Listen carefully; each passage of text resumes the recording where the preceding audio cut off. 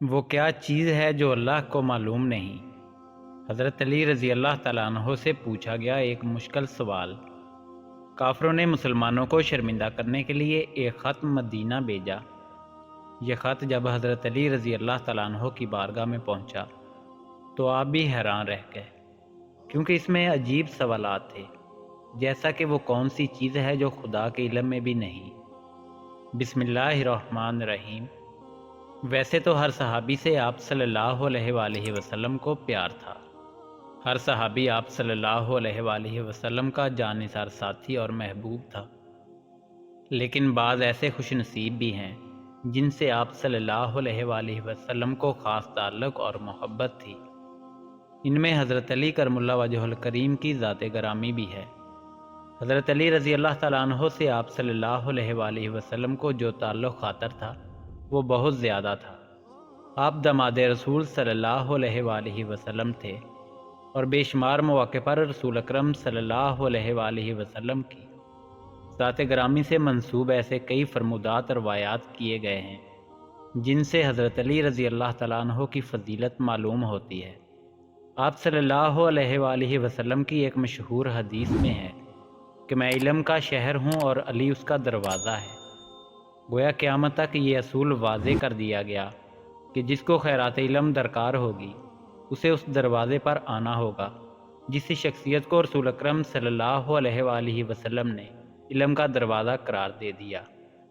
تو پھر اس کی ذہانت کا تو یہ عالم ہونا تھا کہ اس نے ممبر خطابت پر بیٹھ کر سلونی کی صدائیں بلند کرنی تھیں، یعنی پوچھ لو جو مجھ سے پوچھنا چاہتے ہو اور میں اس کا تشفی جواب تمہیں عطا کروں۔ بے شمار واقعات حضرت علی رضی اللہ تعالیٰ عنہ کی ذات گرامی سے منسوب ہیں کہ جب بظاہر پیچیدہ نظر آنے والے مسئلے یا سوال کا حل آپ نے اپنی ذہانت اور کمال علم کی بدولت چند لمحوں میں پیش کر دیا۔ آج ہم حضرت علی رضی اللہ تعالیٰ عنہ کی ذات گرامی سے منسوب ایک واقعہ آپ کے ساتھ شیئر کرنے جا رہے ہیں، جن سے آپ کو یہ علم و فضل کے مرتبے کو سمجھنے میں مدد ملے گی۔ ناظرین، ایک مرتبہ حضرت سیدنا عمر رضی اللہ تعالیٰ عنہ کے عہد خلافت میں ایک لڑکے کو زنا جرم میں سزا دینے کے لیے لے جایا جا رہا تھا۔ واضح رہے کہ اسلام میں شادی شدہ زانی کے لیے سنگساری اور غیر شادی شدہ کے لیے 80 کوڑے بطور سزا ہے۔ وہ لڑکا اونچی آواز میں پکار رہا تھا کہ میں بے گناہ ہوں، مجھے سزا نہ دی جائے۔ اسی وقت حضرت علی رضی اللہ تعالیٰ عنہ کا وہاں سے گزر ہوا تو حضرت علی رضی اللہ تعالیٰ عنہ نے اس لڑکے کی پکار سن کر سرکاری اہلکاروں کو رکنے کا حکم فرمایا اور لڑکے سے پوچھا کیا معاملہ ہے۔ لڑکے نے حضرت علی رضی اللہ تعالیٰ عنہ سے عرض کی کہ جناب، جس جرم کا الزام مجھ پر لگایا جا رہا ہے میں نے وہ جرم نہیں کیا ہے، اور اس جرم کا مجھ پر الزام لگانے والی میری ماں ہے۔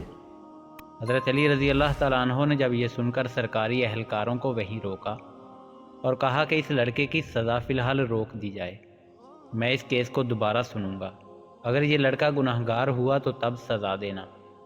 دوسرے دن حضرت علی رضی اللہ تعالیٰ عنہ نے عورت اور لڑکے کو عدالت میں طلب فرما دیا۔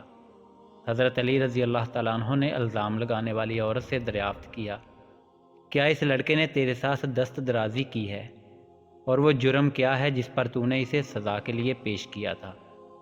اس عورت نے اس بات میں سر ہلا دیا اور کہا کہ ہاں۔ اس پر حضرت علی رضی اللہ تعالیٰ نے اپنا رخ لڑکے کی جانب موڑا اور اس سے پوچھا کہ یہ عورت تیری کیا لگتی ہے؟ اس نے کہا یہ عورت میری ماں ہے، جس پر عورت نے اس لڑکے کو بیٹا ماننے سے انکار کر دیا۔ اس عورت کے انکار پر معاملہ گمبھیر ہو گیا۔ فیصلہ سننے کے لیے لوگوں کا بہت بڑا مجمع اکٹھا ہو چکا تھا۔ حضرت علی رضی اللہ تعالیٰ عنہ نے فرمایا، تو اچھا ہے میں اس لڑکے کا تیرے ساتھ اتنے حق مہر کے بدلے نکاح کرتا ہوں۔ تو عورت چیخ اٹھی کہ علی، کیا کسی بیٹے کا ماں کے ساتھ نکاح ہو سکتا ہے؟ حضرت علی رضی اللہ تعالیٰ عنہ نے جواب فرمایا، یہ تیرے اس دعوے کا کیا مطلب ہے؟ اس عورت نے جواب دیا کہ اے علی، یہ لڑکا تو واقعی میں میرا بیٹا ہے۔ اس پر سیدنا علی رضی اللہ تعالیٰ عنہ نے فرمایا کہ کیا کوئی بیٹا اپنی ماں کے ساتھ دست درازی کر سکتا ہے؟ عورت نے کہا ہرگز نہیں۔ تو حضرت علی رضی اللہ تعالیٰ عنہ نے پوچھا کہ تو نے اپنے بیٹے کے اوپر ایسا گھٹیا الزام کیوں لگایا؟ عورت نے جواب دیا، میری شادی چھوٹی عمر میں ایک امیر کبیر شخص سے ہوئی تھی، اس کی بہت زیادہ جائیداد تھی، یہ بچہ ابھی کم سن دودھ پیتا ہی تھا کہ میرا خامند مر گیا، تو میرے بھائیوں نے مجھے کہا کہ یہ لڑکا تو اپنے باپ کی جائیداد کا وارث ہے، اس کو کہیں چھوڑ آؤ۔ میں اس کو کسی آبادی میں چھوڑ آئی تاکہ ساری جائیداد میری اور میرے بھائیوں کی ہوگی۔ یہ لڑکا بڑا ہوا تو ماں کی محبت نے اس کے دل میں انگڑائی لی، یہ ماں کو تلاش کرتا میرے تک پہنچ گیا۔ میرے بھائیوں نے مجھے پھر ورگلایا کہ اس پر جھوٹا الزام لگا کر اس کی زندگی کا سانس ہمیشہ کے لیے ختم کر دیا جائے، تو میں نے اپنے ہی بیٹے پر جھوٹا الزام اپنے بھائیوں کی باتوں میں آ کر لگا دیا، اور دولت کی لالچ نے مجھے اندھا کر دیا، جبکہ حقیقت تو یہی ہے کہ یہ میرا بیٹا ہے اور اس معاملے میں بالکل بے گناہ ہے۔ جب اس واقعے کا علم امیر المومنین حضرت سیدنا عمر بن خطاب رضی اللہ تعالیٰ عنہ کو ہوا، تب آپ رضی اللہ تعالیٰ عنہ نے فرمایا کہ اگر آج علی نہ ہوتے تو عمر ہلاک ہو جاتا۔ اور ناظرین، یوں حضرت علی رضی اللہ تعالیٰ عنہ نے اپنی ذہانت کے بلبوتے پر ایک پیچیدہ مسئلے کی گرہ کھول دی اور ایک بے گناہ کو سزا ملنے سے بچا لیا۔ مناقب علی میں علامہ ابن جوزی لکھتے ہیں کہ حضرت عمر فاروق رضی اللہ تعالیٰ عنہ جب خلافت کی مسند پر بیٹھے تو انہوں نے یہ بات اس وقت کہی تھی کہ میں اس مشکل وقت سے اللہ تعالیٰ کی پناہ چاہتا ہوں کہ اس کے حل کرنے کے لیے حضرت علی رضی اللہ تعالیٰ عنہ میرے پاس موجود نہ ہوں۔ اس کے جواب میں علامہ صاحب خود ہی لکھتے ہیں کہ ایک دفعہ کیسر روم نے چند سوالات لکھ کر مسلمانوں کے خلیفہ حضرت عمر کے پاس بھیجے۔ سوالات ایسے تھے کہ جن کا جواب روم میں بھی کسی کے پاس نہ تھا۔ ان سوالات کا مقصد مسلمانوں کو شرمندہ کرنا تھا تاکہ مسلمان اپنے دین سے متنفر ہو جائیں۔ چنانچہ مسجد نبوی میں عظیم صحابیوں کی محفل جمی ہوئی تھی۔ کیسر روم کا قاصد آیا اور خط پڑھنا شروع کیا۔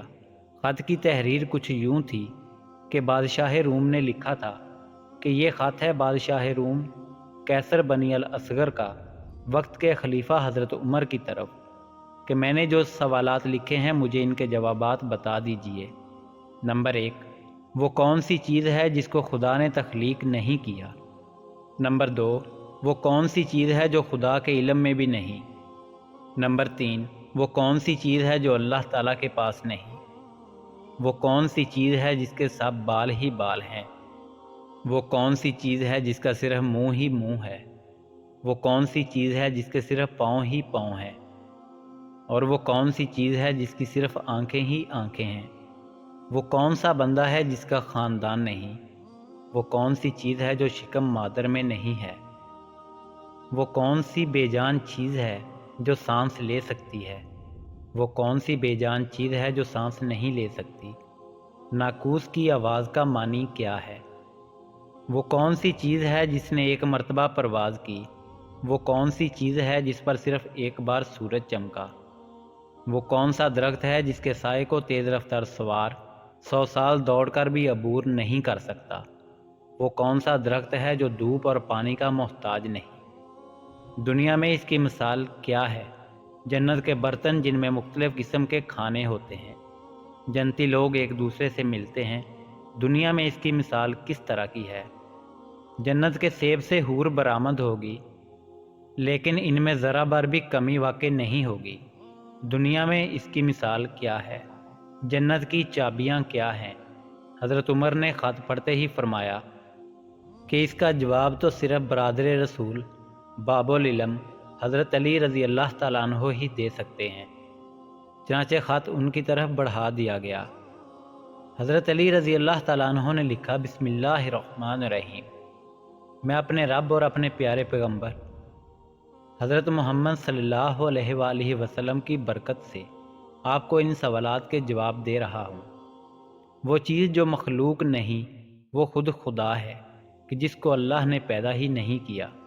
وہ چیز جس کا اللہ تعالیٰ سے کوئی تعلق نہیں وہ یہ بات ہے کہ اللہ تعالیٰ کا فلاں بیٹا ہے، حالانکہ خدا واحد ہے۔ خدا نہ کسی کی اولاد ہے اور نہ خدا کی کوئی اولاد ہے۔ وہ چیز جو اللہ تعالیٰ کے پاس نہیں وہ ظلم ہے۔ اللہ تعالیٰ کا فرمان ہے کہ خدا اپنے بندوں پر کبھی ظلم نہیں کرتا۔ وہ چیز جو صرف بال ہی بال ہیں وہ ہوا ہے۔ وہ چیز جس کا صرف منہ ہی منہ ہے وہ آگ ہے۔ وہ چیز جس کے صرف پاؤں ہی پاؤں ہیں وہ پانی ہے۔ وہ چیز جس کی صرف آنکھیں ہی آنکھیں ہیں وہ سورج ہے۔ وہ شخص جس کا کوئی خاندان نہیں ہے وہ صرف حضرت آدم علیہ السلام ہے۔ وہ چیز جو شکم مادر میں نہیں رہی 5 یہ ہیں۔ نمبر 1 حضرت آدم علیہ السلام، نمبر 2 حضرت حوا علیہ السلام، نمبر 3 حضرت اسماعیل علیہ السلام کی قربانی کا دمبا، نمبر 4 حضرت موسیٰ علیہ السلام کا عصا، اور نمبر 5 حضرت صالح علیہ السلام کی اونٹنی۔ وہ بے جان چیز جو سانس لیتی ہے وہ صبح ہے۔ ناقوس کی آواز کے معنی یہ ہیں: حق ہے، حق ہے، ٹھہرو ٹھہرو، خدا عادل ہے اور وہ سچا ہے۔ کوہ طور پر وہ پرندہ جس نے ایک مرتبہ پرواز کی تھی۔ دریائے نیل کی سرزمین پر سورج ایک بار چمکا ہے۔